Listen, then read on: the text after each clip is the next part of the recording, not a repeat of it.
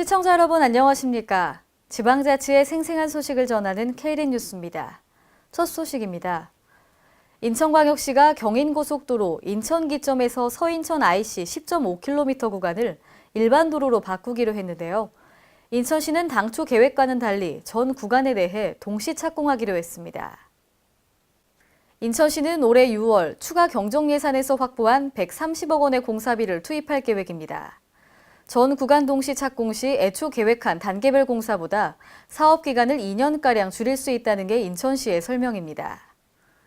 다만 사업 초기 교통 혼잡 발생과 경인고속도로를 이용해 서울을 오가던 기존 운전자들의 불편은 불가피할 것으로 예상됩니다.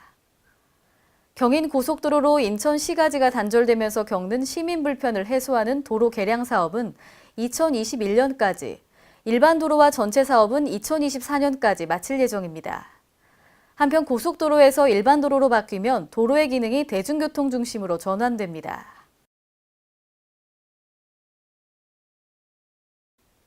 단순 재활용을 넘어선 새활용 산업의 전 과정이 원스톱으로 이루어지는 세계 최초 복합 공간 새활용 플라자가 오늘 문을 열었습니다.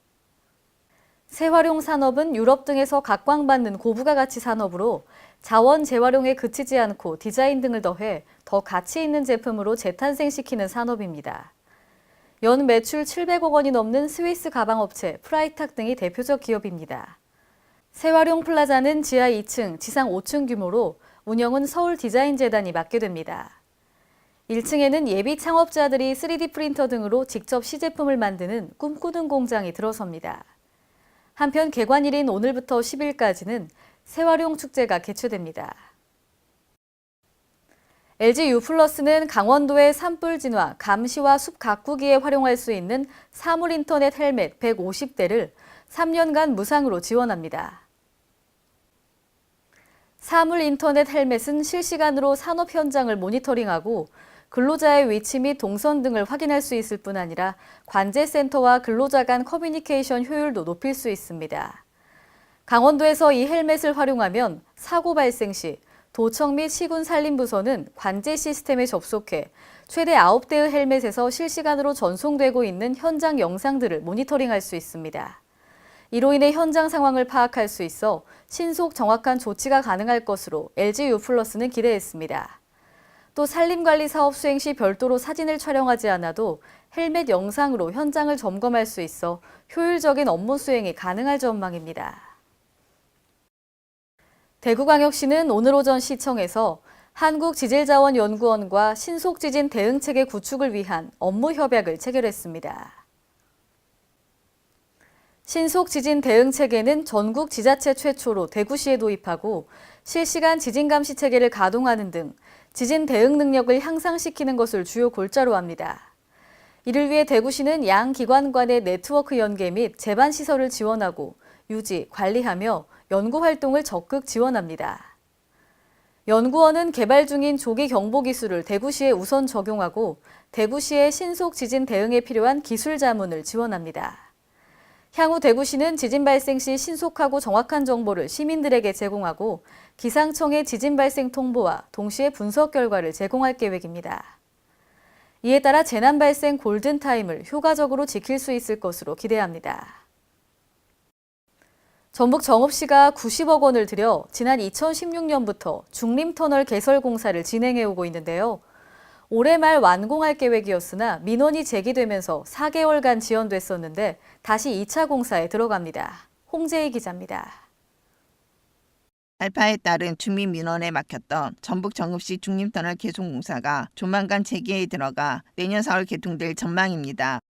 정읍시는 총 90억 원을 들여 지난 2016년부터 오늘 2018년 4월 준공을 목표로 정읍시 중심지인 연지동 생골다리 앞에서 삼평동 용흥마을과 정읍체육공원을 연결하는 중림터널 개송 공사를 진행해 오고 있습니다.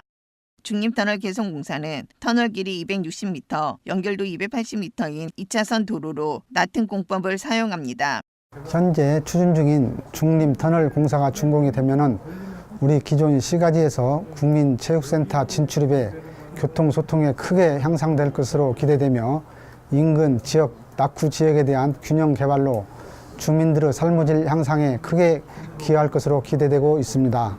정읍시는 당초 올해 말 완공 계획이었으나 발파로 인한 주민들의 민원이 제기되면서 터널 구간의 자격량 14.3톤을 10.5톤으로 27% 줄여 시공하는 바람에 공사 기간이 4개월 지연됐습니다.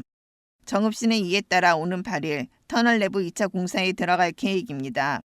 터널 안의 보행자 편의를 위한 2.5m의 보도가 개설되고 주변 주택의 소음 피해를 줄이기 위한 방음벽과 CCTV, 경보시설, 라디오 수신시설 등을 설치합니다. KLN 홍재입니다. 안희정 충남지사는 지난 4일 스위스 제네바에서 열린 UN 인권이사회의 인권 패널 토의에 참석했는데요. 인권과 민주주의에 기반을 둔 지속가능 발전 목표를 지역화하기 위해서는 지방분권을 통한 다층적 거버넌스 강화가 필수라고 말했습니다. 안 지사는 이날 토의에서 국제인권 의무 이행을 위한 지방정부의 역할 강화 방안을 제시했습니다.